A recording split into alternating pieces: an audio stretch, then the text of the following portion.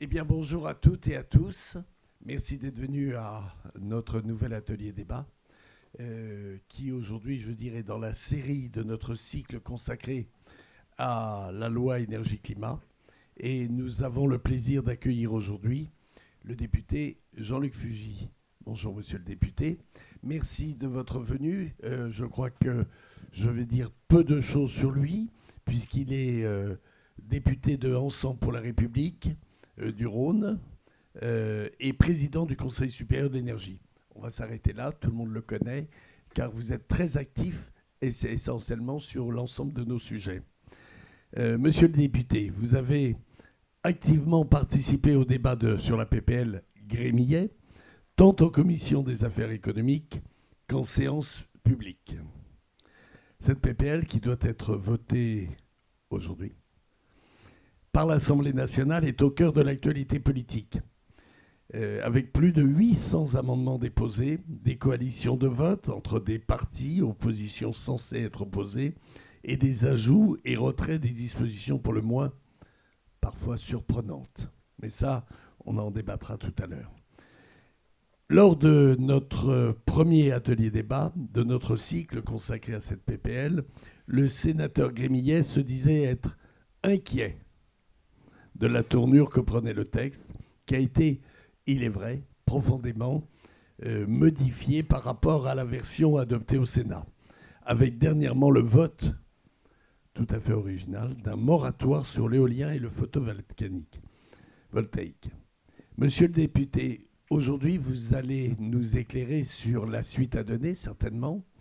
Notre président Brice Lalonde va effectivement démarrer les débats, mais une chose est dans ma réflexion. Et si cette loi n'était pas votée, quoi d'autre après ? Bon, monsieur le président du groupe EPR à l'Assemblée nationale, il me semble qu'il y avait un certain... Le président du groupe EPR à l'Assemblée nationale, c'est Gabriel Attal. Eh bien, est-ce qu'il ne manquait pas un certain nombre de députés pendant les votes là ? Est-ce qu'il n'y a pas eu... Alors, j'ai entendu dire qu'il y avait une certaine fatigue. Bonjour à toutes et tous déjà, parce que je crois que je n'ai pas eu le temps de saluer tout le monde, y compris les jeunes qui sont dans la salle. Notamment, il y a des jeunes stagiaires qui sont là, qui sont avec moi, et notamment certains qui sont du Rhône. Et je tiens à ce qu'on leur réserve le meilleur accueil. Ils sont là aussi pour voir un peu comment ça se passe, la vie politique. La fatigue, moi j'ai toujours considéré que c'était une vue de l'esprit. C'est ce que je disais à mes étudiants de médecine quand j'étais universitaire et ce que je continue à dire. Il y a 577 députés, donc vous devez en interroger 576 autres pour leur demander quel est leur état de fatigue. Moi, tout va bien, je suis en pleine forme. Et s'il y avait eu plus de députés... Voilà, je suis tourné vers les deux objectifs de la semaine, c'est-à-dire le vote de tout à l'heure et la finale du top 14 de samedi soir qu'il faudra évidemment pas oublier. Je referme la parenthèse de rugby, même si évidemment elle est particulièrement importante en ce moment aussi. Ceci dit, j'ai bien compris ce que vous vouliez dire, monsieur Lalonde. J'ai oublié de vous remercier de m'avoir invité ce matin, mais bon, l'actualité est finalement bien chargée et c'est à mieux qu'on puisse en parler. Donc, si un certain nombre de personnes ne se sentent pas concernées par les différents sujets, personnellement, je pense n'y être pour rien. Je pense qu'un mandat politique, d'une manière très générale, un mandat, quel qu'il soit, que ce soit un mandat local, un mandat national, il est ce que l'on en fait. Et donc, chacune et chacun d'entre nous est libre de faire ce qu'il veut de son mandat. En ce qui me concerne, je sais où sont mes priorités. Bon. En principe, dans la vie politique, on essaye de mobiliser ses collègues, on essaye de donner des consignes. Il me semble que la fatigue, elle va aussi au-delà, quoi. Il y a aussi de la part du gouvernement une certaine fatigue. D'abord, ce pauvre gouvernement, évidemment, il est toujours fragile dans la situation politique actuelle. Mais quand même, la programmation énergétique de l'énergie, l'avenir de la France, l'avenir de la politique de l'énergie, l'avenir de la politique industrielle, tout ça c'est lié. Et donc que tout d'un coup, le gouvernement décide, il vaut mieux faire un décret, il sort une première PPE, mais cette première PPE déclenche une avalanche de critiques, donc quand même une grande partie est justifiée. Ensuite... on dit finalement on va accepter un débat au Parlement et puis on ne se mobilise pas pour ensuite enrichir, garantir le réalisme de cette loi. Donc on est dans une situation difficile. Donc si j'ai bien compris, cette loi, comme maintenant elle ne ressemble à rien, le groupe central, comme on l'appelle, et la gauche vont voter contre. Alors qu'il se passe quoi après ? La PPE sort comme décret ? Alors, avant de savoir ce qui se passe après, peut-être revenir un tout petit peu sur ce qui s'est passé avant et le pendant, on peut en parler aussi, mais peut-être un petit peu avant. Au fond, je sais que vous êtes tous déjà au courant dans la salle, en fait, le travail sur la PPE, il a commencé il y a 3 ou 4 ans. Enfin, on ne va peut-être pas se raconter de blagues ce matin, et donc on ne va pas faire semblant de ne pas le savoir.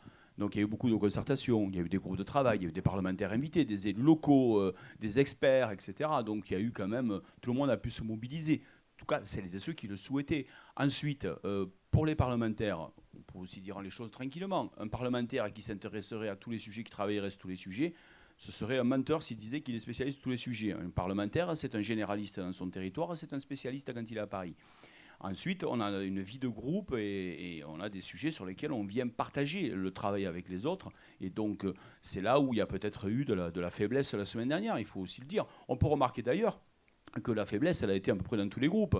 Quand je regarde le fameux amendement sur le moratoire ENR, il est signé par 44 députés, et sur les 44 députés qui l'ont co-signé, du groupe de la droite républicaine, 4 seulement étaient présents pour le voter. Donc, et mon petit doigt me dit que certains pourraient même aller jusqu'à voter contre la loi maintenant. Mais bon, ça, on verra ce soir.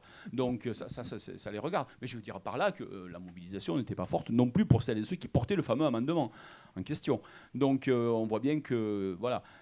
Un autre sujet aussi, dès le débat sur la souveraineté énergétique du 28 avril dernier, le jour du blackout en Espagne, mais aussi donc, de l'intervention du Premier ministre et ensuite de chacune et chacun d'entre nous sur les sujets d'énergie à l'Assemblée, on a vu que la mobilisation n'était pas énorme. Donc il s'agissait d'un débat sans vote, certes, etc., même s'il pouvait être écouté. En fait, on s'est aussi les uns et les autres sûrement adressés à l'opinion publique. Mais le débat ensuite a été engagé. Je considère que le travail qui a été fait sur la PPE depuis des mois et des mois, il n'est pas ridicule. On ne peut pas non plus dire qu'il n'y a rien qui est intéressant dans ce travail. Il y a un véritable travail qui a été fait. On peut ne pas être d'accord avec le contenu. Pour ça, encore faut-il avoir cherché à peser. Et donc les parlementaires avaient la possibilité d'essayer de peser. Moi, j'ai personnellement participé, à la fois dans ma fonction de président bénévole du Conseil supérieur de l'énergie, mais aussi en tant que parlementaire. Et comme d'autres l'ont fait d'ailleurs, je sais qu'il y a des députés, je pense à une députée écologiste par exemple, qui a déposé une contribution donc, à la PPE. Donc il y a aussi eu des parlementaires qui pouvaient se saisir du sujet. Il n'y a pas que les experts, il y avait aussi la possibilité, il faut aussi le dire. Ensuite, encore une fois, le mandat, chacun en fait ce qu'il souhaite de son mandat. Bon. Et donc voilà. Maintenant, l'après, j'ai bien compris. L'après, l'après, d'abord, il y a le match. Le match, c'est 16h30. D'abord, chacun donne sa position de vote et ensuite, il y a le vote. On ne sait-on jamais. On pourrait avoir, vous savez, des fois dans la biodiversité du comportement, tout peut arriver. Donc moi, j'imagine, d'après ce que j'en comprends ce matin, que la loi pourrait ne pas être votée. En ce qui concerne le groupe donc, Ensemble pour la République, je présenterai l'explication de vote tout à l'heure à l'Assemblée. Et nous, en effet, nous appelons à voter contre. Je pourrais expliquer pourquoi, mais je le ferai tout en détail cet après-midi, bien entendu. Mais ça me paraît assez évident, compte tenu de la dénaturation du texte et du déséquilibre de ce texte. On peut y revenir. Et alors, le hasard du calendrier fait que juste après nous, ce vote, quel qu'en soit le résultat, il y a une audition qui est prévue par la Commission des affaires économiques, qui avait été saisie au fond pour le texte, et donc moi je suis membre, et nous auditionnons le ministre de l'énergie et de l'industrie, donc M. Ferracci. Et donc je pense que les questions que nous allons lui poser sur le sujet, elles vont être assez ciblées sur la suite, quel que soit d'ailleurs le résultat du vote, encore une fois. Hein. Oui. On va parler de la suite. Et donc j'interviendrai d'ailleurs dans cette audition, puisque je l'interrogerai au nom de mon groupe. La dernière fois, quand nous avons eu la chance de pouvoir auditionner M. Amblard pour le Rassemblement national, savoir quelle était la position du Rassemblement national, alors, elle s'est exprimée au Parlement, et c'est le sénateur Grémier. Et le sénateur Grémier disait une chose qui est quand même très importante, il disait, en principe, en 2019, quand on a voté la loi énergie-climat, on a décidé que toutes les programmations devaient être précédées d'une loi qui, en quelque sorte, donnait les fondements juridiques à la programmation. Et il disait, si la PPE ne sort que par décret, parce que la loi n'aura pas été votée cet après-midi, est-ce que la sécurité juridique des immenses investissements prévus est garantie ? Après tout, un décret n'a pas la force de la loi. et quand il va falloir investir des sommes considérables pour mettre en œuvre la programmation, est-ce qu'il n'y a pas un risque juridique ? Il y a probablement ici un risque juridique et c'est pour ça que nous allons interroger le ministre et ses services cet après-midi. Ensuite, moi, je vais donner une position. Alors, comme je sais qu'il y a quelques journalistes dans la salle, mais je imagine que ceux qui sont là sont les plus rigoureux de la place de Paris, comme on dit. Je vais bien préciser que l'expression que je vais avoir maintenant, je m'exprime à mon nom, à moi, tout simplement, modeste citoyen député Jean-Luc Fugit. Personnellement, donc, je pense qu'il faut sortir la PPE vite. Décret, donc. Oui, on peut ne pas être d'accord. Je vais essayer d'aller au bout de mon raisonnement. Je l'ai d'ailleurs un peu dit, si vous avez écouté lors de mon discours du 28 avril dernier, et je l'ai dit à la discussion générale sur la loi la semaine dernière. Pourquoi je pense qu'il faut aller assez vite ? Tout simplement parce qu'il y a beaucoup d'investisseurs qui attendent, en effet. Et qu'à un moment donné, je crois qu'il faut quand même respecter ces engagements et il faut leur donner de la visibilité. Alors vous allez me dire, oui, mais il y a une insécurité juridique à voir avec les services. Mais rien n'empêche de continuer le travail parlementaire. Et quel que soit ce qui va se passer au vote tout à l'heure, le texte, qu'il soit voté ou pas, c'est pas terminé de toute façon. Dans tous les cas, il y a un retour, il n'y a pas de procédure accélérée, donc il y a un retour au Sénat. Et un retour au Sénat, sur quelle base, on n'en sait rien. Et de toute façon, à un moment donné, il faudra revenir encore à l'Assemblée nationale. On le sait très bien. On ne faisons pas semblant de ne pas le savoir, les uns et les autres. Ne dénaturons pas la logique de nos institutions. Et donc ce texte, il peut être travaillé cet automne, en espérant que tout le monde revienne à un peu de raison et à un équilibre dans le texte, puisque je pense que vous aimez bien ici l'équilibre des énergies, donc on espère nous retrouver un équilibre dans le texte, y compris pour les énergies. Et donc, si on retrouve un texte qui va bien, on peut imaginer que si jamais ce texte, qui évidemment est un texte de loi, venait à la fin être adopté par l'ensemble du Parlement, à ce moment-là, comme la loi est supérieure au décret et qu'il faut aller modifier éventuellement le décret, on peut toujours aller modifier un décret. Donc on ne m'explique pas le contraire ce matin. Mais il n'en reste pas moins que les appels d'offres sur l'éolien en mer, etc., il y a un certain nombre d'investisseurs, il y a des gens qui sont aussi aujourd'hui en situation de stress, il faut le dire. Et moi, je pense aussi à l'aspect économique, parce qu'il y a les aspects environnementaux et les aspects sociaux et économiques. Et tout ça, encore une fois, c'est un équilibre. Et donc, personnellement, j'assume, donc je dis bien que c'est à mon nom que je le dis, non pas au nom de mon groupe, je n'engage pas mon groupe, ni même mon président de groupe dans mes propos. Je pense qu'on devrait sortir cette PPE assez vite. Et j'assume. Alors on va me dire oui, insécurité, etc. etc. Alors c'est peut-être que certains diront c'est la raison de censurer le gouvernement, etc. Parce que c'est devenu à la mode maintenant, savoir si on censure pas. Une fois c'est sur ci, une fois c'est sur ça. Donc la question, c'est qu'il faut réfléchir un peu à comment on veut que ce pays avance ou n'avance pas. En attendant, les autres pays, eux, ils avancent. Et donc nous, on a besoin aussi d'avancer. Et donc je pense que sur ce secteur, on a besoin, et si vraiment dans 6 mois, il faut aller retoucher certains objectifs, est-ce que c'est si grave que ça ? On va se déplacer un petit peu le curseur, mais on ne va pas tout à coup, sauf si on vote des moratoires, on ne va pas sinon tout à coup dire on arrête ci, on arrête ça. Enfin, je crois qu'à un moment donné, il faut qu'on revienne à un peu de raison. C'est d'ailleurs ce que j'ai essayé d'expliquer l'autre jour, si vous l'avez peut-être vu, de manière peut-être un peu maladroite de ma part, mais quand j'ai essayé de donner lecture de l'amendement qui avait été voté juste avant, pour être certain que celles et ceux qui l'ont voté ont bien pris conscience, on l'avait lu, parce qu'une fois qu'on voit l'application du moratoire, voilà, on voit pas mal de choses. Encore faut-il, parce que parfois les parlementaires réclament des études d'impact. Moi, j'espère qu'ils ont lu les amendements avant d'appuyer sur le bouton.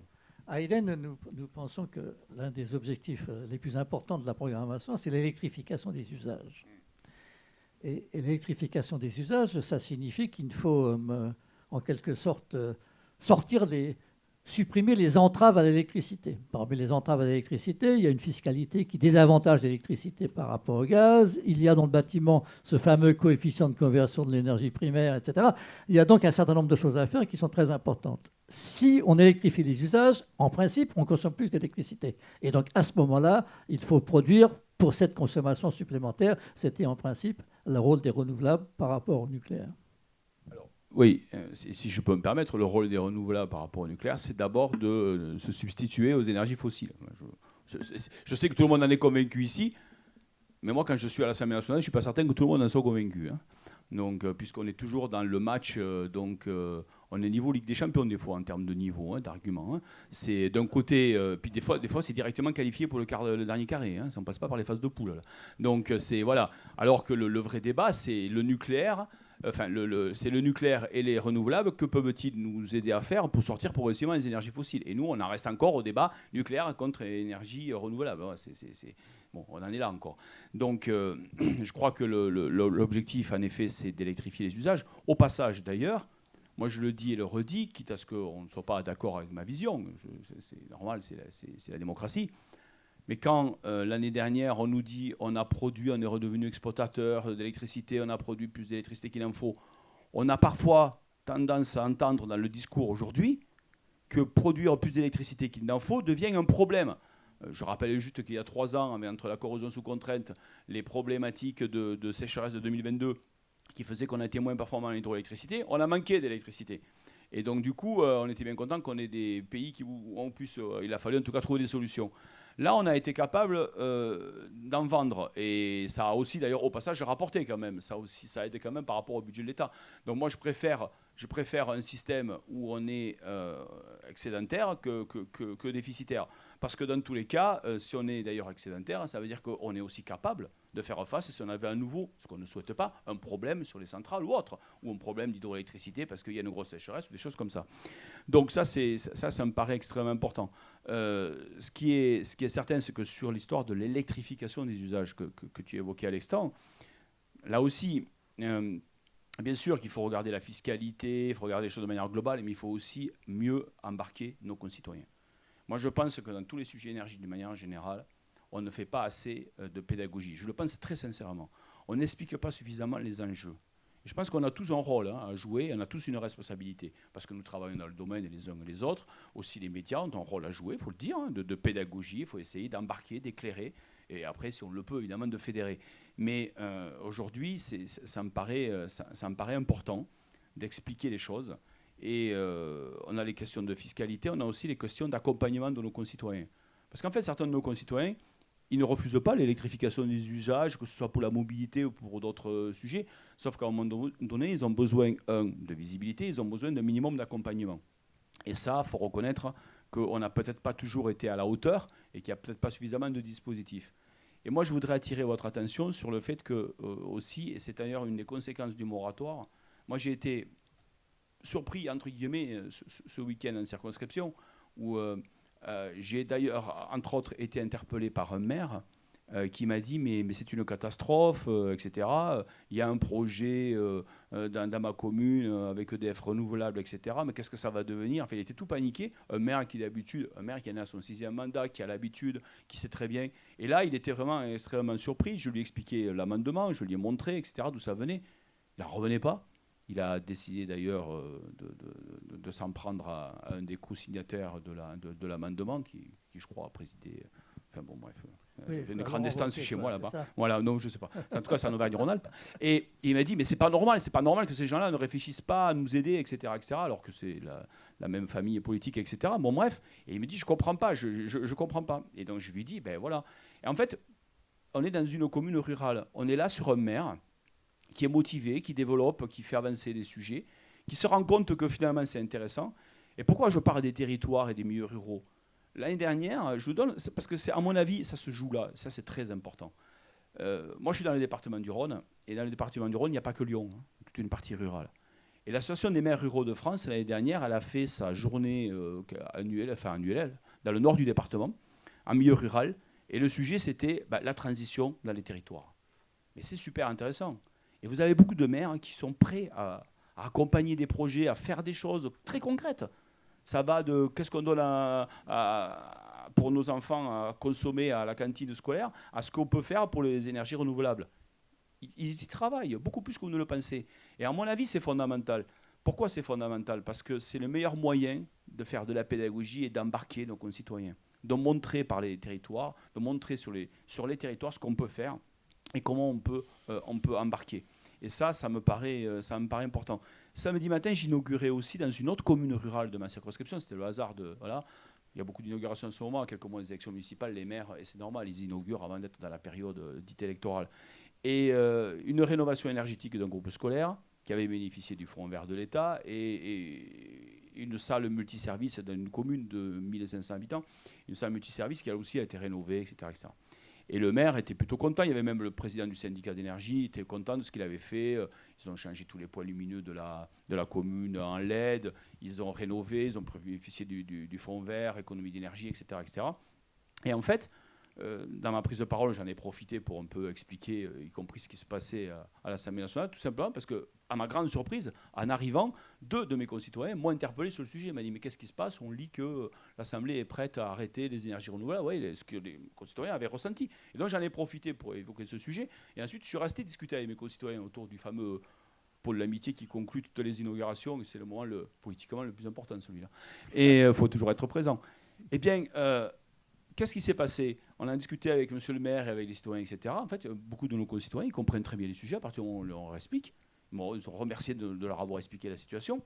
Et en fait, on s'aperçoit dans ces moments-là qu'on peut faire passer des messages et qu'on peut embarquer nos concitoyens. Et donc, sur la question je reviens à la question sur l'électrification d'usage, je pense que tout est lié. Je pense qu'on ne fait pas assez de pédagogie et ensuite pas assez d'accompagnement. Et donc, on se retrouve derrière avec parfois des idées reçues et puis on se retrouve avec, excusez-moi, aussi nos concitoyens qui ce week-end ont été soumis à la une du GDD, vous avez vu.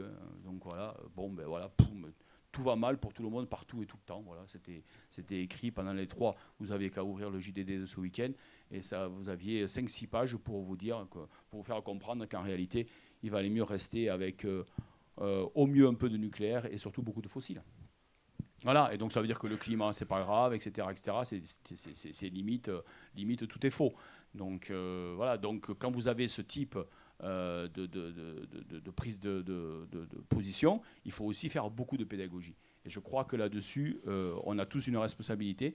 Et donc je pense, je le dis sincèrement, que moi je considère que le rôle d'un parlementaire, c'est que quand il est dans son territoire, c'est aussi d'aller expliquer, y compris ces sujets, les orientations que l'on prend. Et encore une fois, on peut avoir certains de nos concitoyens qui ne sont pas d'accord, mais au moins qu'on parle et qu'on explique ce qu'on fait, pourquoi on le fait. D'accord, merci beaucoup. Alors, accompagner nos concitoyens, c'est très juste. Et donc, là, à la limite, il faudrait un débat rien que là-dessus, mais ça prendrait peut-être trop de temps. C'est la question de MaPrimeRénov'. MaPrimeRénov', entre autres, il faut avoir fait des études supérieures pour comprendre comment ça fonctionne. Il faut avoir un beau GPS. Bon.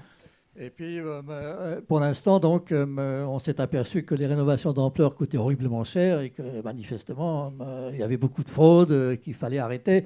Heureusement, on a conservé les gestes simples, hein, donc on peut encore continuer à isoler ses combles ou changer sa chaudière avec l'aide de l'État. Bon, mais donc tout ça, ce sont des questions très importantes.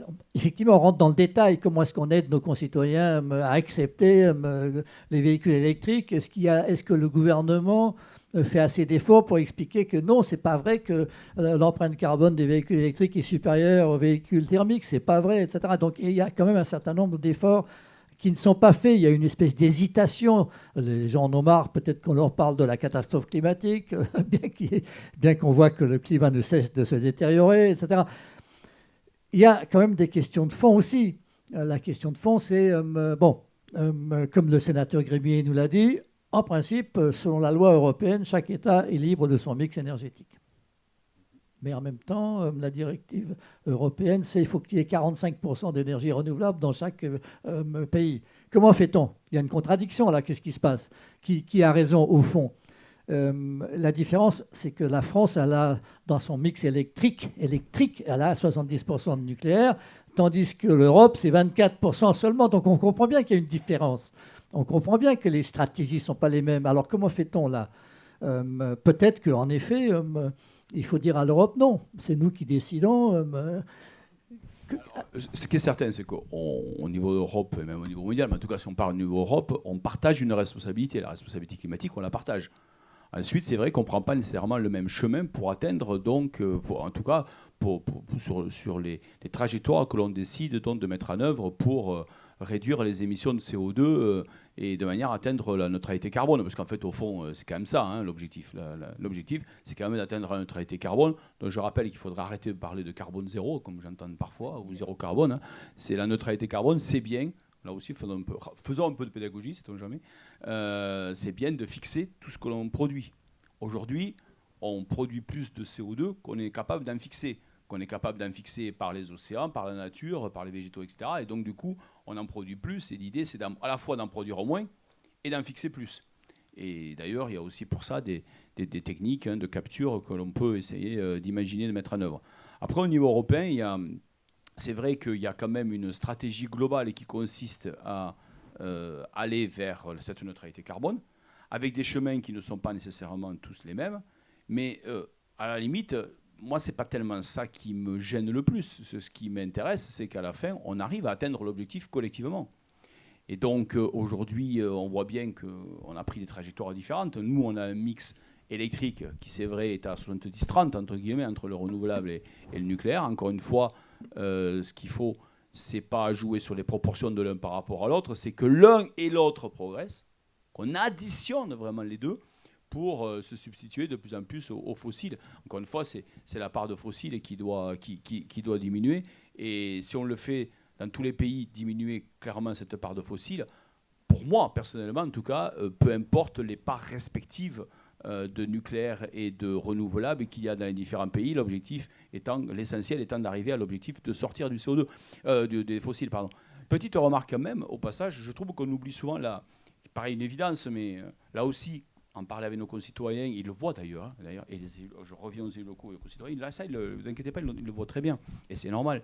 C'est quand même, n'oublions pas derrière, que finalement, au fond, on est en train d'essayer de se dire, et c'est ça l'objectif, et c'est ça, moi pourquoi je suis d'une certaine manière, honnêtement, je suis un peu triste de devoir appeler à voter contre tout à l'heure ce texte.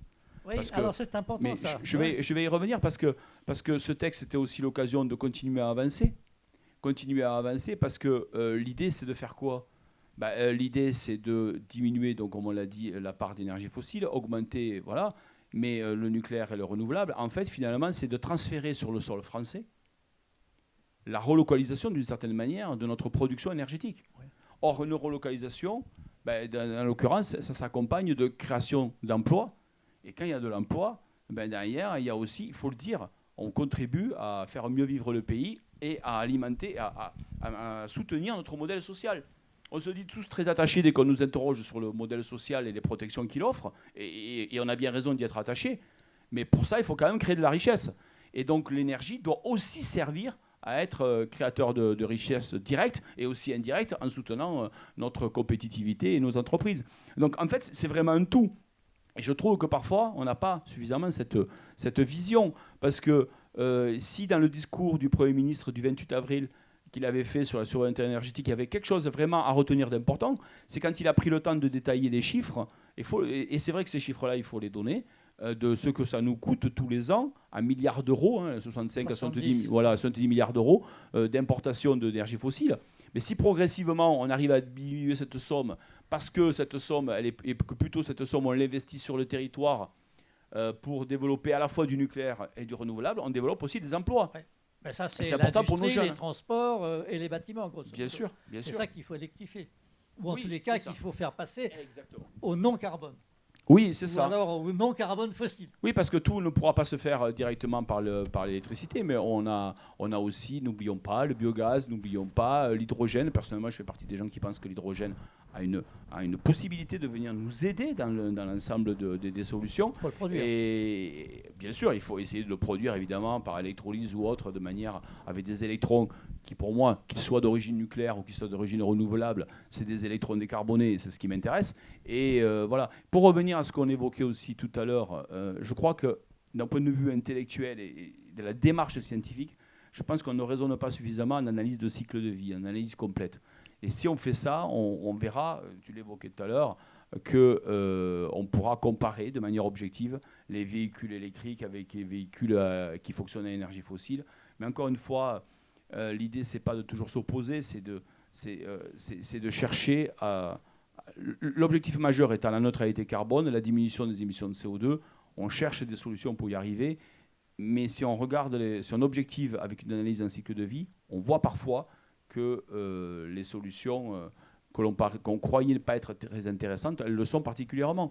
Donc là aussi, il faut raisonner en global et non pas uniquement regarder une certaine partie. On est d'accord. À un moment donné, quand même, il faut rentrer dans le détail, quoi, hein. À un moment donné, on dit, c'est très très bien tout ça, mais il ne faudrait pas que, par exemple, les renouvelables cannibalisent le nucléaire, parce qu'autrement, du coup, le nucléaire on a fait des investissements considérables, il faut quand même rentrer dans ces frais. Si on commence à faire tourner de travers, à ralentir, à modérer, on va avoir un problème économique et on va mettre peut-être en danger les centrales qui ne sont pas faites pour jouer les montagnes russes. Donc à un moment donné, qu'est-ce qu'on fait? C'est-à-dire qu'il y a aussi des questions techniques préoccupantes. Il y a une espèce d'optimisation nécessaire. La flexibilité est très importante. Il faut la développer. Comment fait-on, etc. Donc, toutes ces questions techniques, est-ce que les députés sont capables, ont le temps, les moyens de régler toutes ces questions-là? Ou est-ce qu'au contraire, il faut simplement donner les grands principes et ensuite demander à l'État de faire le détail des techniques, quoi. Je ne sais pas, mais ce sont des questions importantes. Et une grande partie, finalement, du débat parlementaire s'est faite là-dessus. Les députés ne se comprenaient pas. Oui, ou ne voulaient pas. Ou ne voulaient pas. Non, mais ce qui est certain, c'est que ce que l'on peut reprocher au débat parlementaire que l'on a conduit, c'est qu'à partir du moment où on a travaillé sur une proposition de loi, on n'a pas travaillé sur un projet de loi, il n'y avait pas d'étude d'impact. Il faut aussi se le dire. Ça veut donc dire qu'en tant que parlementaire, on doit d'ailleurs redoubler de vigilance sur la nature et l'impact des amendements que l'on propose. Parce qu'on ne peut pas d'un côté reprocher au gouvernement d'avoir fait inscrire une proposition de loi où il n'y a pas d'étude d'impact et soi-même déposer des amendements dont l'impact serait terrible. Et je reviens à ce fameux amendement sur l'histoire du moratoire. C'est un amendement à impact terrible. Moi, dans ma région Auvergne-Rhône-Alpes, c'est 1700 entreprises et 23 000 emplois qui sont menacés. Ouais. Et puis, si j'ai bien compris, oui, on ne peut même pas en mettre sur son toit. Donc, mais c'est assez impressionnant quand on lit l'amendement. Bon, alors ça veut dire qu'en effet, il faut que l'on regarde ces aspects-là. Après, d'un point de vue technique, c'est la raison pour laquelle il faut faire des auditions, il faut participer avec un certain nombre de groupes de travail, il faut rencontrer des professionnels, se faire expliquer les choses, juger les enjeux, prendre le temps, il faut faire une étude d'impact, il faut aussi s'investir dans une loi. Vous savez très bien qu'il y a le débat, mais il y a aussi ce qui se passe en amont. Donc, je crois qu'il est urgent, il est important pour un parlementaire, avant de déposer un amendement, c'est de bien comprendre ce qu'il peut faire si jamais, quel est son impact. On parle toujours encore une fois de l'étude d'impact d'une loi. Regardons déjà l'impact de chacun des amendements. Et puis écoutez, je crois qu'il faut aussi s'exprimer en bon escient. Et donc, si on ne connaît pas un sujet, c'est peut-être pas la peine de... Voilà, comme disait, je crois que c'était Pierre Ada qui m'a vérifié, quand on n'a rien d'intéressant à dire, c'est pas la peine de le faire savoir. Et donc ça, c'est valable dans tous les secteurs. Et donc, du coup, il vaut mieux, là aussi... travailler. Le sujet de l'énergie, il est à la fois politique et technique. Il faut le dire. Et donc, il faut redoubler d'efforts pour vraiment bien avoir une vision des choses. Ensuite, on a sa vision politique qu'on vient rajouter par-dessus, qui fait qu'on va orienter les débats d'une certaine manière. Moi, quand je défends à la fois et le nucléaire et le renouvelable, c'est parce que je pense vraiment que les deux sont une solution. Ce sont des solutions qui s'additionnent. Et franchement, certains peuvent dire que c'est... Voilà. Moi, je ne vois pas en quoi ça s'oppose. Vous voyez, je pense vraiment que ça s'additionne. Il y a un autre sujet qui est majeur, que moi j'ai travaillé avec l'OPEX notamment, c'est la question des réseaux. Ouais. Et récemment, avec mon collègue sénateur Daniel Salmon, nous avons sorti une petite note à l'OPEX donc et donc qu'est-ce que nous avons fait avant de publier une note? On n'a pas publié une note le matin comme ça en se levant. Non, on a auditionné beaucoup d'acteurs. On a posé des questions, on en a discuté ensemble, et avec les administrateurs qui nous accompagnent, on a essayé de bien comprendre les enjeux et on a essayé de poser les enjeux. Et l'idée, c'est qu'on a diffusé ça à l'ensemble de nos collègues pour que ça puisse éclairer les débats, parce que la question des réseaux est aussi quelque chose qu'on a tendance à oublier. Or, les réseaux, aujourd'hui, c'est fondamental. On n'est plus dans le descendant, mais au passage, là aussi, sur les réseaux, il ne faut pas dire tout et n'importe quoi. Par exemple, pour objectiver le débat, quand je lis qu'à cause des énergies renouvelables, c'était dans le fameux truc du JDD, entre autres, il y a de 200 ou 300 milliards, enfin on ne sait plus trop, ça c'est le Rassemblement national qui utilise ces chiffres-là. Ils disaient voilà, c'est les réseaux, c'est à cause des énergies renouvelables. En réalité, quand vous demandez à Enedis et RTE de vous expliquer, il y a déjà tout simplement la maintenance du réseau. Déjà, l'entretien du réseau. Je vous rappelle qu'en Espagne, ces 10 dernières années, ils ont investi, ramené au kilomètre de réseau, 3 fois moins qu'en France ou en Allemagne. Je ne sais pas ce que ça veut dire. Peut-être que oui. Ça peut avoir participé. J'ai bien dit peut-être que. On ne sort pas d'ici en disant que j'ai dit que c'était le blackout. Mais peut-être que ça peut avoir participé. Autre chose, il y a évidemment intégrer les énergies renouvelables, il y a les nouveaux réseaux. Il y a aussi, quand on va installer des data centers, par exemple, il va falloir modifier, voilà, etc. Mais en fait, les data centers, c'est aussi de l'emploi, c'est aussi de l'économie chez nous. Donc, c'est un tout.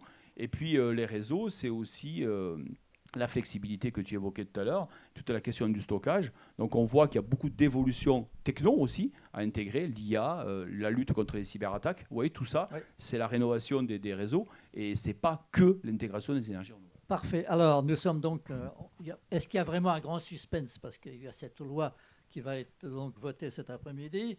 Nous avons la chance d'avoir monsieur le député. Vous savez quel est son surnom à l'Assemblée? Monsieur le professeur Fugite. Ah, j'ai entendu les gars s'appeler comme ça. Donc, oui, c'est vrai que ça peut... Oui. donc, vous avez la chance de pouvoir lui poser des questions en direct. La question du prix des énergies a été largement abordée dans les débats de la composante carbone et de la fiscalité énergétique française, et les tarifs réglementés, bien sûr. Toutefois, la mise en œuvre de l'extension en 2027 de l'EU-ETS au bâtiment et à la route n'a pas été évoquée. Pensez-vous que les parlementaires sont bien au courant des implications? L'évolution du prix de l'énergie, notamment en vue de la mise en œuvre du système ETS 2. La Commission des affaires économiques est en train de conduire donc, des travaux sur le sujet du coût de l'énergie. La mission est conduite par 2 députés, 2 rapporteurs, Philippe Bollot, groupe Modem, et Maxime Lenné du groupe LFI. Donc, je ne sais plus à quel moment la mission rend ses conclusions. Je crois que c'est sûrement à la rentrée de septembre. Mais ça sera intéressant parce que ça éclaire le débat. Hein. Donc, ils conduisent beaucoup d'auditions que l'on peut suivre. Ensuite, là, on attaque la question des débats budgétaires. Donc, et ces débats budgétaires, on les aura cet automne. Donc, les sujets d'énergie sont suivis à la Commission des finances. Le rapporteur, c'est mon collègue et ami David Amiel, de mémoire. Et cette année, au niveau de la Commission des affaires économiques, cet automne, on suivra les questions d'énergie. Et c'est moi-même qui ai été désigné comme étant le rapporteur pour avis sur les sujets du budget de l'énergie à cet automne. Donc je pense qu'on fera des zooms sur ces sujets-là et peut-être qu'on commencera à aborder entre la mission et ces sujets et les rapports budgétaires de l'automne. Je pense qu'on va pouvoir rentrer dans le détail. Ce qui est certain, c'est qu'on l'a vu dans le débat la semaine dernière, on le voit y compris quand je lisais hier une publication de France Renouvelable qui répondait à ce que il avait été annoncé justement dans les dossiers du JDD de ce week-end en disant que non, ça c'était faux, etc. Il y a besoin d'objectiver parce qu'on voit des chiffres dans un média le dimanche et le lendemain, on voit les spécialistes qui disent « Ah ben non, ces chiffres-là sont faux ». Donc, moi, je ne fais que répéter ce que j'ai lu, hein, on est bien d'accord. Donc, il va falloir là aussi objectiver les choses, et c'est la raison pour laquelle il y a une mission parlementaire, de manière ensuite que l'on puisse être éclairé et que cet éclairage nous permette de participer à des décisions. Alors, en 2027, déjà, là, il faut qu'on gère. Non, mais c'est peut-être malheureux ce que je dis, mais il faut déjà qu'on voit les enjeux. Alors qu'on a déjà du retard. La proposition de loi issue du Sénat comprenait plusieurs articles en lien avec la simplification, mais qui ont été supprimés à l'Assemblée nationale. Fallait-il les supprimer et seriez-vous prêt à les soutenir s'ils revenaient dans un texte dédié? La première raison pour laquelle alors, pourquoi ça a été fait à la Commission des affaires économiques? Il faut qu'on se dise les choses clairement, c'est pas la peine de tourner autour du pot. L'idée d'aller assez vite sur cette proposition de loi dite du sénateur Gremillet, qui devient célèbre au passage, grâce à cette proposition de loi, c'était de pouvoir avoir un texte adopté le plus rapidement possible, qui permette d'avoir à la fois une ambition sur le nucléaire et une ambition sur le renouvelable, pour pouvoir asseoir dessus donc la fameuse PPE, donner le cadre légal qui fait que derrière, voilà. Et c'est vrai que du coup, vous savez très bien que le 28 avril, j'essaie de réexpliquer un tout petit peu les choses, comment elles se sont passées. Le 28 avril, quand le Premier ministre a lancé le débat, etc., il a non seulement annoncé qu'il inscrivait la loi donc, à l'Assemblée nationale sur un temps gouvernemental, c'est ce qu'on a fait donc la semaine dernière, enfin du moins en séance publique et 2 semaines avant en commission, mais il a aussi annoncé qu'il lançait un groupe de travail, de réflexion, donc qu'il avait confié au sénateur Gremillet et au député Antoine Armand, qui du coup est devenu ce rapporteur de la loi. Et ce groupe de travail a réuni des représentants de tous les groupes politiques. Donc moi, j'y représentais mon groupe politique. Et la première réunion, je ne la raconterai pas, mais parce que là aussi, elle était niveau Ligue des Champions. Et du coup, on a discuté, essayé de voir si on pouvait trouver un terrain d'entente, etc. Il est apparu assez vite que, en tout cas, ça a été aussi un choix du rapporteur à l'Assemblée nationale de dire, pour essayer d'aller vite et d'avancer, et de ne pas être dans un débat qui s'embolise complètement,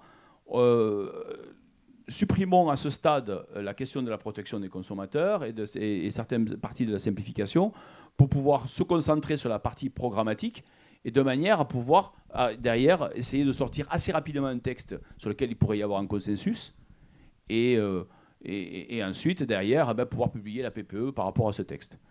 Bon.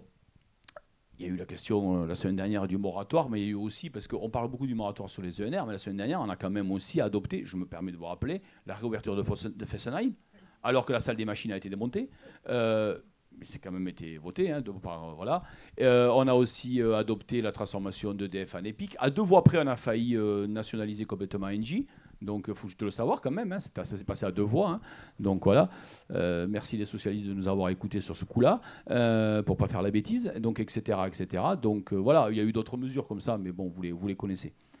Donc, pour ce qui est de la seconde partie de la question, je souriais tout à l'heure parce que c'est quelque chose auquel je réfléchis avec mon collaborateur ici. Donc, nous pensons que la question, c'est aussi un sujet sur lequel j'interrogerai le ministre ce soir, après le vote, sur et maintenant.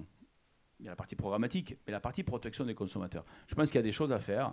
Il y a la CRU qui a besoin aussi d'évolution législative, qui le souhaite. Il y a des choses à faire, etc. Donc moi, non seulement je suis prêt à soutenir quelque chose dans un texte, mais je réfléchis moi-même à un texte. Sur le moratoire de 2010, on avait un arrêt des mécanismes de soutien. Le moratoire 2025, est-ce que les députés ont conscience qu'il interdit toute installation photovoltaïque, même si elle ne réinjecte rien sur le réseau en autoconsommation ? Moi, j'ai bien conscience que l'amendement, je ne sais pas si vous avez vu la vidéo où je me suis un peu énervé, là. Je l'ai fait avec un bon style à moi, donc voilà, donc du coup, c'était pas très, très fluide comme propos, mais c'était, j'espère, relativement clair. Je pense que j'ai un doute sur le fait que tout le monde ait conscience de ce que implique cet amendement. Et là, j'assume mes propos. Je ne suis pas certain que tout le monde... Et voilà. Donc oui, cet amendement est en fait, je crois qu'il est d'un niveau très très élevé dans l'absurdité. Mais la question quand même est intéressante parce que ça veut dire qu'il y a quand même en effet la question du financement des énergies renouvelables. Est-ce qu'il faut continuer à avoir une aide aussi importante, avoir des garanties de rachat, etc. Ou est-ce qu'au contraire, on peut dire que les renouvelables sont maintenant atteints une certaine maturité et que le marché suffira, etc. Il y a des questions de ce genre-là qui sont intéressantes finalement. Qui sont intéressantes, il faut que les parlementaires soient alimentés par les spécialistes sur le sujet. Ce qui est certain, c'est que, bon, il y a quelque chose qui est quand même assez classique, c'est qu'à partir du moment où une technologie évolue, progresse, elle demande à un moment donné, si on n'est plus dans une technologie de rupture, elle a besoin de moins d'aide et probablement à un moment donné, un marché peut devenir mature. Et c'est quand même l'objectif à terme. Et donc sur les renouvelables, on voit bien quand même qu'on atteint un certain niveau de compétence et de connaissance qui fait qu'à un moment donné, on n'est pas obligé de soutenir autant. Ou en tout cas, on peut le faire de manière progressive.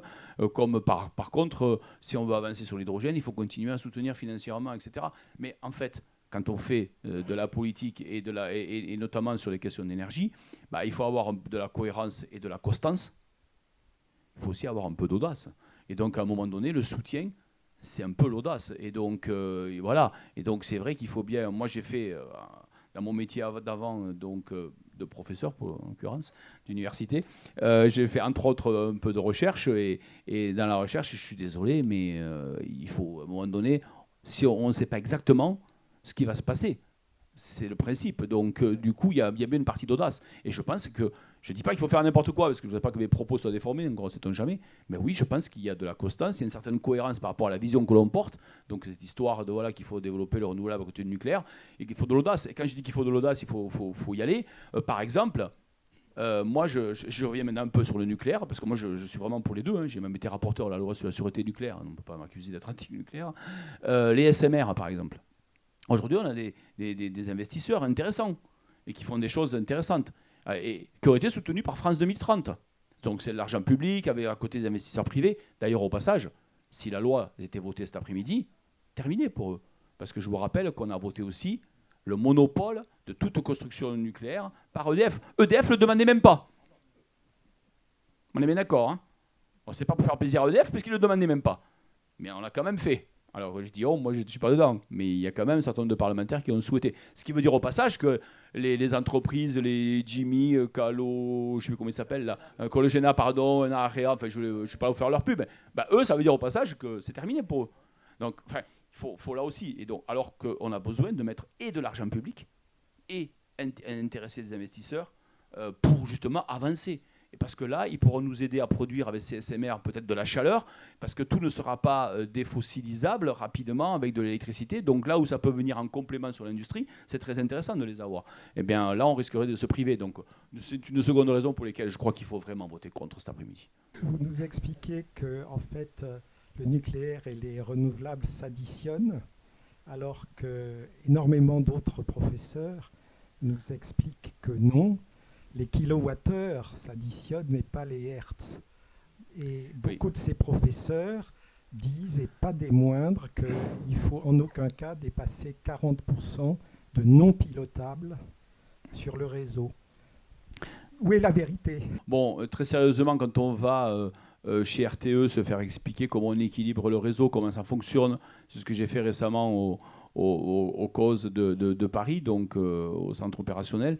On nous explique comment ça fonctionne et on voit qu'on arrive de mieux en mieux, ce sont les propos de la directrice du cause, à justement intégrer donc, les ENR. Il y a d'ailleurs peut-être des spécialistes dans la salle qui pourront nous en parler. Et j'ai l'impression que l'on progresse beaucoup. Il me semble quand même que dans les pays où il y a beaucoup d'électricité renouvelable, ce n'est pas non plus la fin du monde tous les jours. Donc sur le réseau électrique. Donc je ne suis pas certain que ce ne soit pas un argument pour essayer de nous dire nucléaire oui, renouvelable bof, et du coup mettons le paquet uniquement sur le nucléaire. Je crois encore une fois,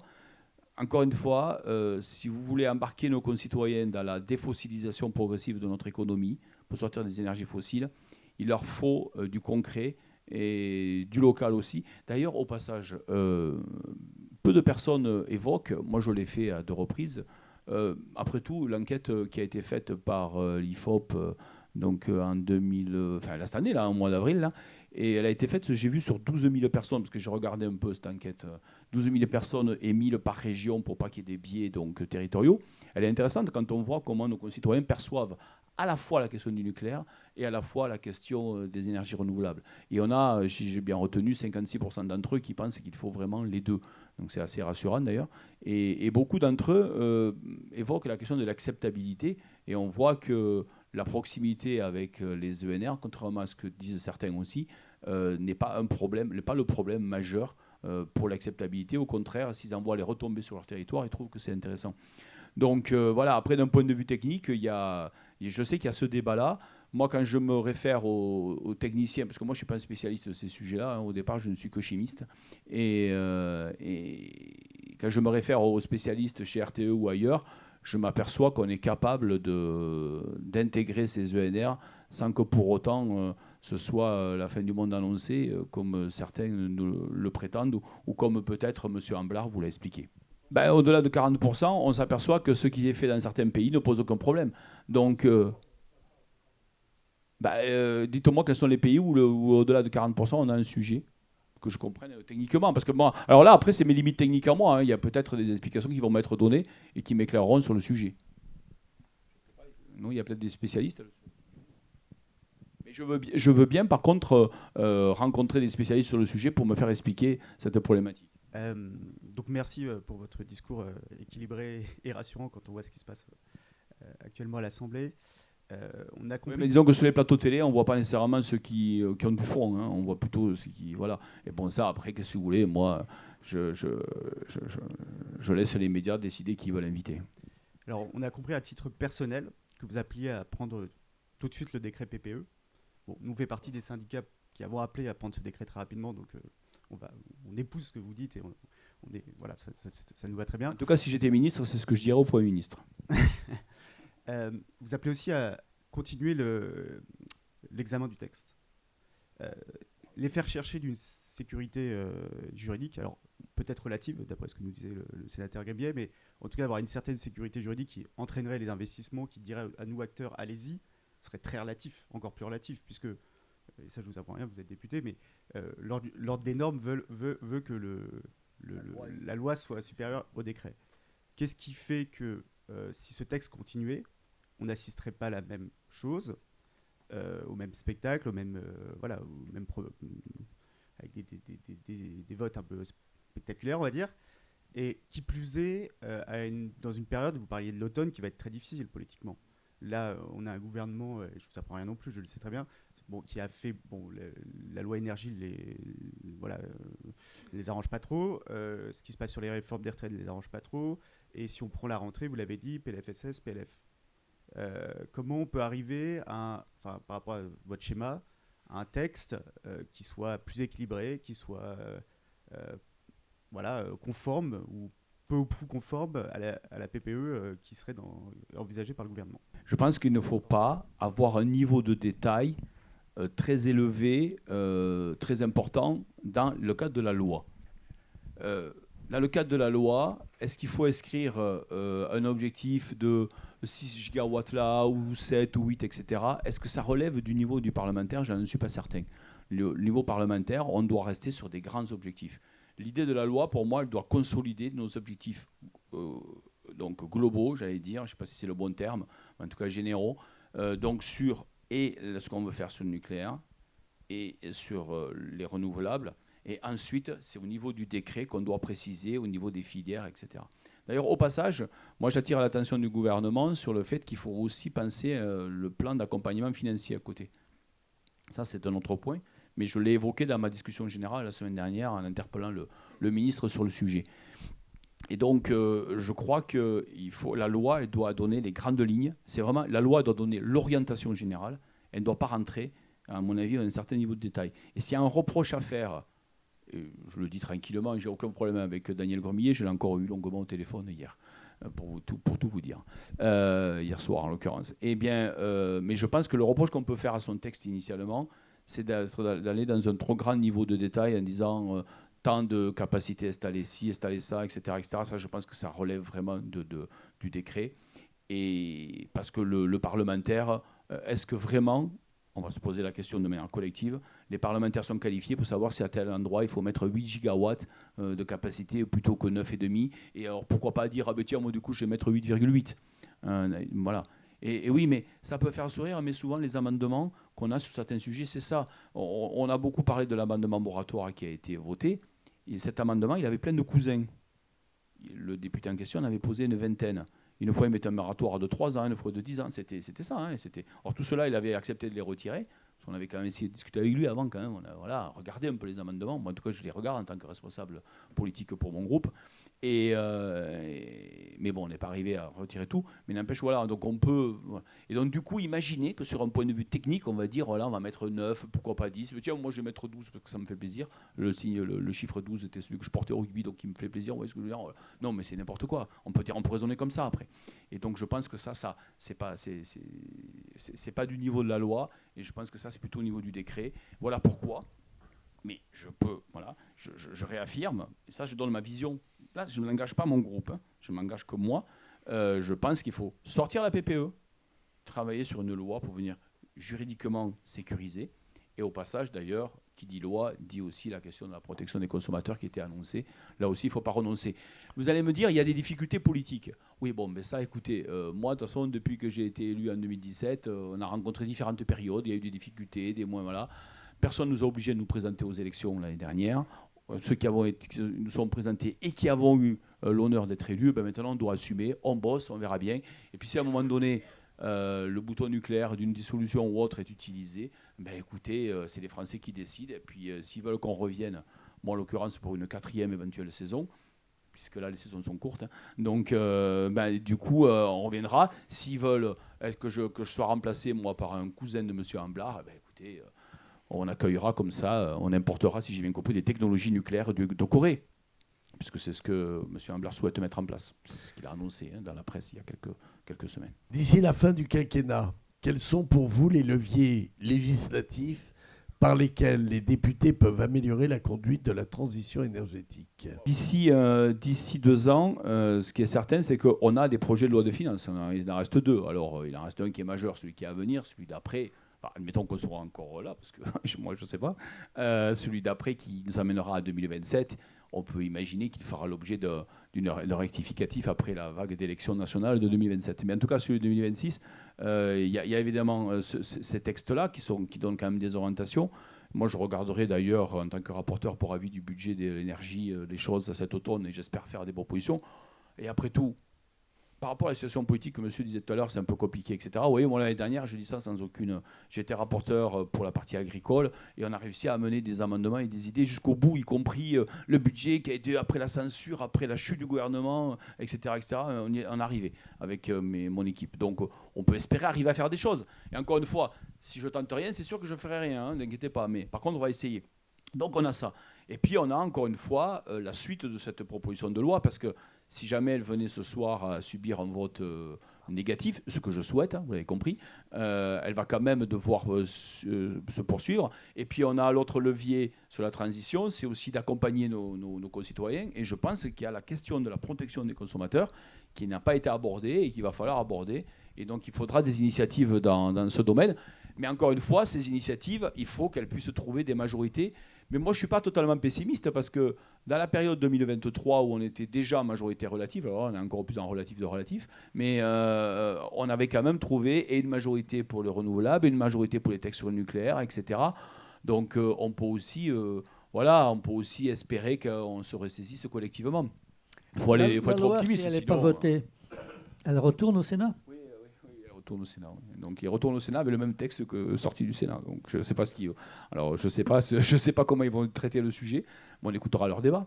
Oui, monsieur le député, vous savez que le décret de 2020 qui régit la PPE actuelle comporte un certain nombre d'objectifs très précis qui ont été jugés comme importants. Si nous n'avons pas de loi, nous passons au décret que vous avez vu passer au Conseil supérieur de l'énergie. Ce décret ne dit rien. Il dit simplement qu'il approuve la PPE qui est annexée, accessible sur la... Mais ça veut dire quoi ? Cette PPE actuelle, c'est quand même un fatras de 115 pages. Il y a à boire et à manger. Il y a des centaines de chiffres. Donc qu'est-ce qui devient réglementaire si on se contente de cette approbation globale ? Ce qui est certain, c'est que, quel que soit l'avenir du texte de loi là, sur lequel nous travaillons, le ministre a évoqué l'idée l'autre jour qu'il fallait retravailler le texte de la PPE, donc le décret, son annexe, etc., donc qui fait partie du décret, au regard des débats. Donc, voilà. Donc, ça fait partie des questions qu'on va lui poser ce soir au ministre, et je ne peux pas répondre à sa place, bien entendu, puisque c'est lui qui pilote les affaires. Mais il est évident que moi, autant j'en appelle... L'idée, c'est quand même qu'on aille relativement vite, parce qu'encore une fois, il faut donner de la visibilité, il faut qu'on sécurise les investisseurs, etc. Mais je comprends qu'il faut donner un cadre juridique. Et donc, c'est ça la difficulté, on est bien d'accord. Et donc, laissons le ministre nous répondre ce soir, et je pense que peut-être même, on va se parler franchement, il y aura probablement cet après-midi, dès les questions au gouvernement, donc avant même le vote, des questions. Il n'est même pas exclu que j'en pose une. Ça ne veut pas dire que je vais en poser une. Il n'est pas exclu que j'en pose une. Oui. Donc, du coup, il va y avoir toute une séquence là où on peut imaginer que le gouvernement et autres soient obligés, amenés à nous répondre à cette question. Mais oui, c'est quoi la suite ?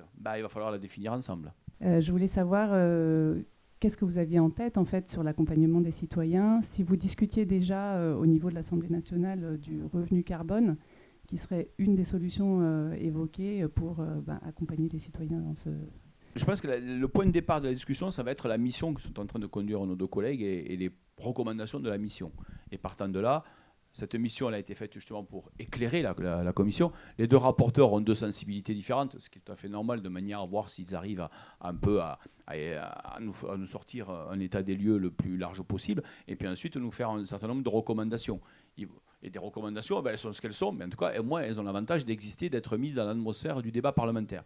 Et partant de là, il faudra probablement construire donc des mesures, lesquelles, c'est difficile d'en parler, parce qu'on ne connaît pas les recommandations. En revanche, je pense qu'il est intéressant que des associations comme la vôtre puissent aussi contribuer au débat, bien entendu, et ne vous gênez pas pour nous faire part de vos propositions, parce que, encore une fois, on est quand même un peu plus intelligent quand on se parle à plusieurs que quand on reste dans son coin avec quelques certitudes. Donc je pense que c'est intéressant de voir ce qui est acceptable ou pas pour nos concitoyens, pour qu'on puisse aller sur ce chemin de transition qui est quand même pas facile, hein, on est bien d'accord. La facilité, ça serait de dire bon, on ne change rien, on reste avec nos fossiles, etc., etc. Mais si on est vraiment conscient qu'on a un problème climatique majeur, on est bien obligé de regarder les choses de manière objective et peut-être se dire qu'il faut qu'on arrive à se sevrer, puisque nous sommes quand même des drogués aux énergies fossiles, et donc à ces fortes émissions de CO2, il faut qu'on arrive rapidement, progressivement en tout cas, rapidement je ne sais pas, mais progressivement à se sevrer. Faut-il prendre au sérieux la menace de censure du RN sur les questions d'énergie? Pourrait-il vraiment renverser le gouvernement? Pour qu'il y ait une censure, moi je me permets de rappeler qu'il faut 289 députés et que si le RN voulait censurer le gouvernement, il faudrait donc qu'il y ait 289 députés qui votent avec eux au total. Et donc pour ça, ça veut dire soit c'est tout le bloc central, c'est pour provoquer ça, soit c'est toute la gauche, et il faut donc que le journaliste qui vous a transmis cette question sache que moi j'appartiens à un groupe qui ne veut pas la chute du gouvernement, et que donc par contre il faut qu'il interroge les représentants des groupes qui sont susceptibles de vouloir censurer le gouvernement. Et ma foi, c'est déjà arrivé le 4 décembre dernier. Donc si cette Assemblée nationale veut censurer une deuxième fois un gouvernement, eh bien, écoutez, grand bien lui fasse. Ce que moi je pense en revanche, c'est qu'on devrait être un peu plus mature collectivement. On devrait travailler tous les modérés des deux rives de manière un peu plus large, de manière un peu plus apaisée pour l'intérêt général. Et ensuite, les Français, en 2027, trancheront sur l'orientation future qu'ils souhaitent donner au regard de ce qu'on aura fait pendant 2 ou 3 ans.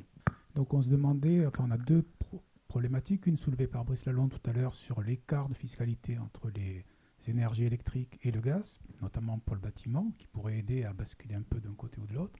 Et ensuite, le soutien aux gestes simples, puisqu'on voit que la rénovation globale, on plafonne, on doit faire 600 à 800 000 logements par an rénovés pour décarboner si on veut arriver à atteindre nos objectifs.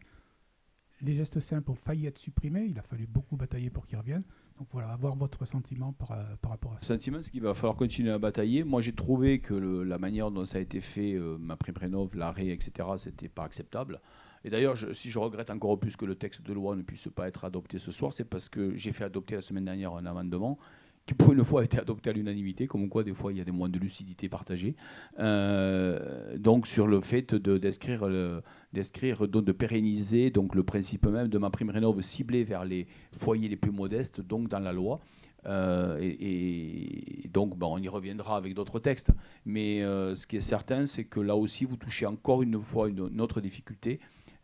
C'est qu'on doit là aussi se poser les questions de comment on accompagne nos concitoyens, et notamment les plus précaires. N'oublions jamais qu'on a un nombre non négligeable de nos concitoyens qui vivent dans la précarité énergétique, et moi personnellement je trouve que c'est pas acceptable. Moi, ça me met même très très très mal à l'aise de voir cette précarité, et donc il faut qu'on arrive à être bien meilleur sur le sujet. Mais le problème, c'est que honnêtement, je ne vois pas comment ça passe que par un des dispositifs financiers plus massifs. Et à un moment donné, on a le problème budgétaire de l'équilibre global, et c'est pas simple. Merci, monsieur le député. Merci d'être venu. Je pense que s'il y avait une conclusion à donner, c'est que, au fond, la dissolution donne une chance au Parlement. C'est totalement nouveau dans nos institutions. Et cette chance qui est donnée au Parlement, il ne faudrait pas que le Parlement la bousille. Ce qui veut dire finalement non seulement un peu de sérieux dans les travaux, et aussi peut-être la possibilité de monter des coalitions et des compromis, ce qui est quelque chose de nouveau dans l'histoire de France. Voilà. Merci beaucoup, monsieur le député.